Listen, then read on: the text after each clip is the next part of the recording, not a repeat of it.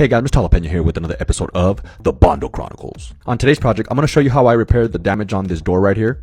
These are brand new 8-foot doors and they probably got damaged during delivery. I did other little touch-ups on the other doors. This one had the worst damage. So first thing you're going to want to do is get 120 grit sanding paper. That way you could smooth that corner out before you apply the Bondo. Just make sure you wipe it clean. There was also like a little paint drip on the door. I'm just going to use my putty knife to remove it. Make sure you sand that a little bit too. And now the star of the show, Mr. Bondo. Depending on how big the repair is will determine how much Bondo you use, obviously. So once you get the Bondo you need, you're going to need to use this cream hardener. That way you could sand it in 15 minutes. And that's kind of the biggest reason why I like to use Bondo. A lot of people ask me why Bondo, and I said just because you could sand it in 15 minutes, you don't have to wait hours for it to dry. All I'm using to apply the Bondo is just my little putty knife. I also use it to remove the excess Bondo. Look at that little corner.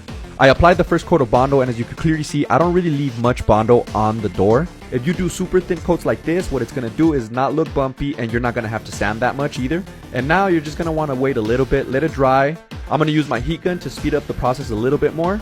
And remember at the beginning of the video, I used 120 grit sanding paper. You don't want to use that on this step. I recommend you get 220. 120 is just a little too rough. And now that you've sanded everything down and it's nice and smooth, it's time to paint. These doors are spray painted, so I have to use a foam roller.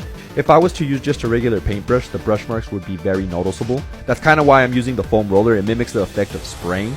Just make sure to add a little bit of Floetrol. And if you want to get any of the tools or materials I used here in this video, just go to the link in my bio, my Amazon storefront, and there's like painting essentials. If you want to get the Bondo, it's the putty essentials. They are affiliate links and I do benefit monetarily if you're kind enough to use it. And that's pretty much it. Look at that corner. What damage? Jalapeno Solutions. Boom.